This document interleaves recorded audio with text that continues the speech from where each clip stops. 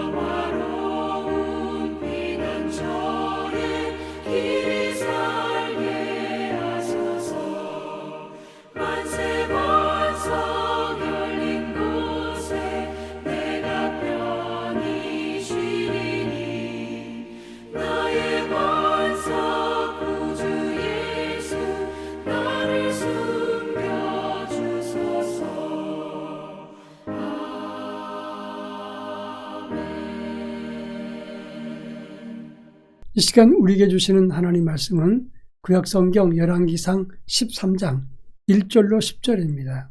열왕기상 13장 1절로 10절 말씀을 한 절씩 교독합니다.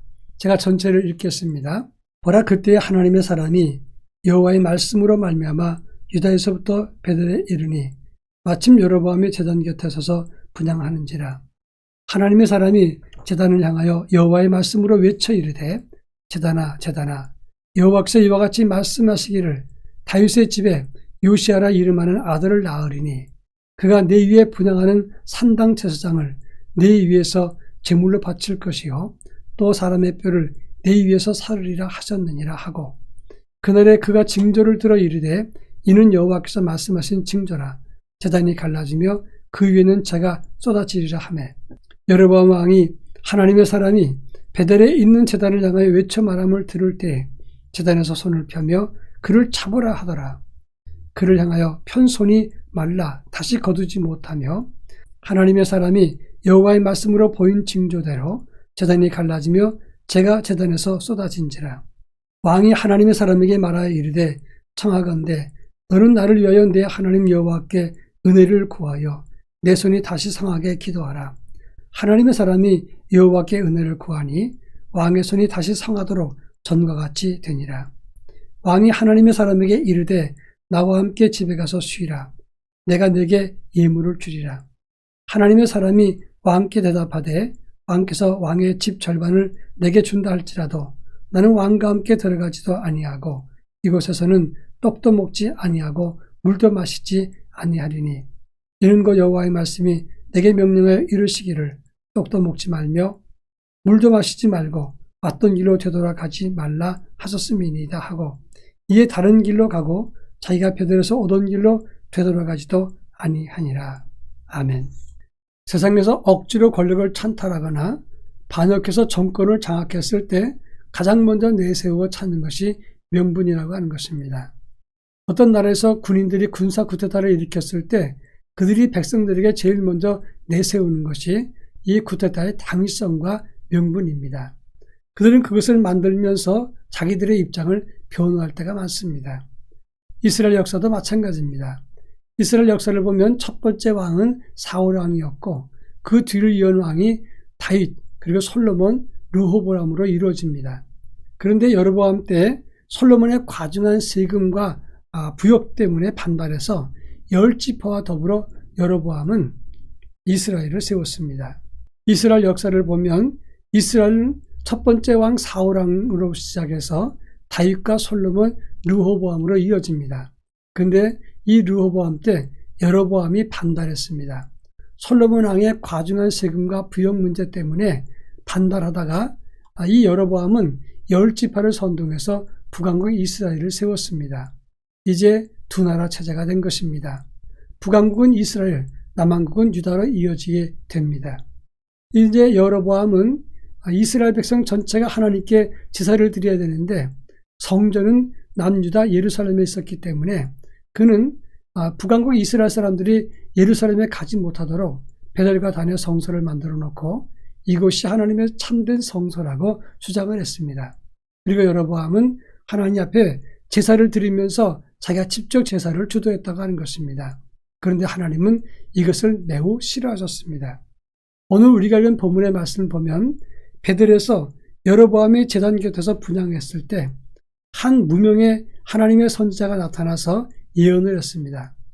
앞으로 다윗 가문의 요시야라는 사람이 왕이 되어서 이 산당에서 분향하는 제사장들을 제물로 드릴 것이고 사람의 뼈를 이 제단 위에서 사를 것이다 이렇게 말했습니다. 그리고 징조로 이 제단이 갈라지고 재가 쏟아지리라 이렇게 말을 했습니다. 그런데 그대로 이루어졌다고 하는 것입니다. 여로보암은 놀라면서 그를 붙잡았는데 이 본문의 내용과 의미가 무엇인가를 함께 살피겠습니다.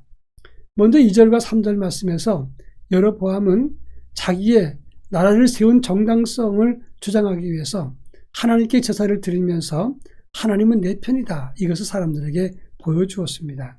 그런데 하나님은 여로보암이 베델과 단의 성소를 만들어 놓고 이것이 하나님의 성소라고 말했던 것을 대단히 불쾌하게 생각하셨습니다. 여로보암의 이러한 태도를 보고 하나님은 아니다 이것을 확실하게 표명한 것이 오늘 본문의 내용입니다. 제단이 갈라졌고 그 안에는 재가 쏟아졌습니다. 이 제단이 갈라졌다는 것은 이 제단은 아니다 이것을 말하는 것이고 재가 쏟아진 것은 제사 위에 재를 긁어 모아서 제단 동쪽 진 밖에 재버리는 곳에 버리는데 그것에 버리기 전에 제단이 갈라져서 거기에는 재가 쏟아져 버리고 말았던 것입니다. 이것은 하나님이 그 제사를 부정하는 것을 말하는 것입니다. 너희가 드리는 희생제사 내가 받지 않겠다. 너희가 하나님의 이름을 찾으면서 제사를 드릴지라도 이것은 하나님께 드리는 제사가 아니다. 이렇게 선언하고 만 것입니다. 한마디로 그 제단과 제사를 하나님이 거절하신 것입니다. 여로보암은 반역으로 나라를 갈랐고 하나님이 자기 편인 것처럼 그렇게 주장했지만 하나님은 아니다고 강조했던 것입니다. 너희를 인정하지 않겠고 너희가 만든 제단이나 제사도 내가 부정한다 이렇게 말씀하고 있는 것입니다. 그런가 하면 4절에 보면 여로보암이 분노하면서 손을 펴서 저를 잡으라 외쳤습니다. 그런데 여로보암의 손이 말라서 다시 거두지 못하게 되었습니다. 놀랐던 여로보암은 그 하나님의 종에게 사정을 합니다. 너는 나를 위해서 하나님께 기도해서 내 손이 다시 정상이 되도록 도와달라고 부탁을 했습니다. 하나님의 종은 하나님께 기도했을 때 여로보암의 손이 다시 회복이 되었습니다. 그자 여로보암은 7절에 보면 하나님의 예언자에게 우리 집으로 가자. 내가 너에게 큰 예물을 주리라 약속을 했습니다.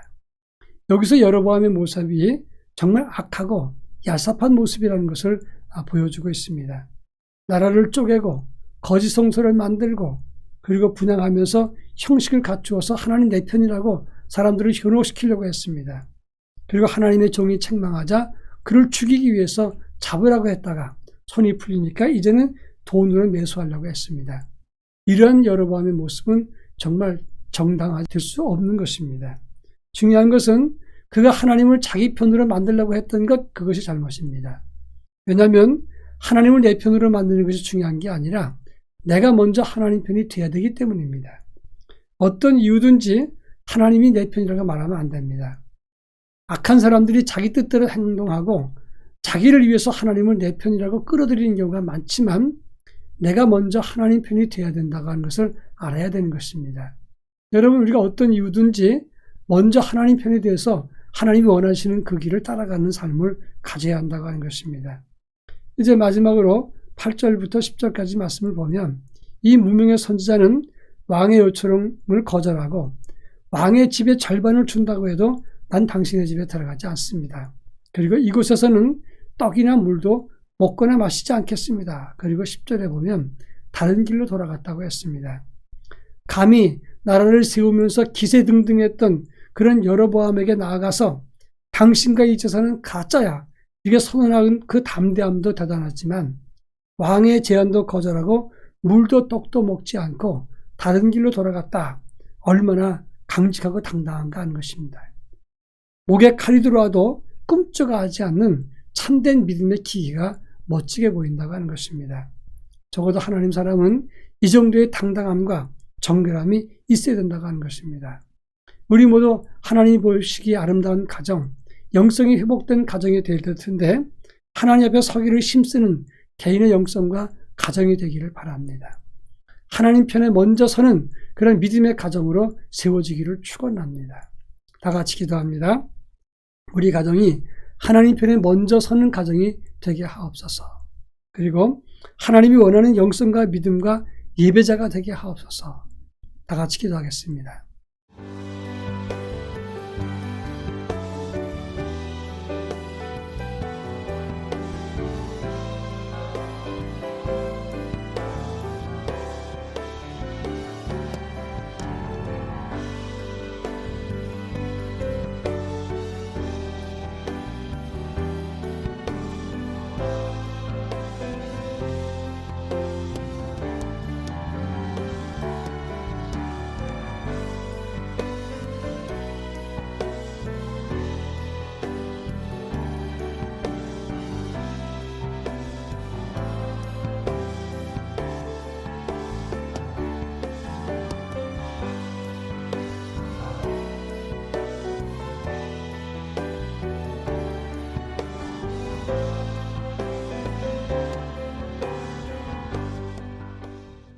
사랑 많으신 하나님 아버지, 하나님이 내 편이시기를 원하는 것보다 우리가 먼저 하나님 편에 설 수 있도록 은혜와 믿음을 덧입혀 주옵소서. 그리고 하나님 편에 서서 참되게 하나님을 예배하고 하나님께 순종하고 그리고 하나님을 기쁘시게 하는 온전한 믿음의 사람으로 저희들을 바르게 세워주시옵기를 원합니다. 그리고 하나님 앞에 참 예배를 드리면서 하나님 편에 설 수 있게 하옵소서. 예수님의 이름으로 기도합니다. 아멘.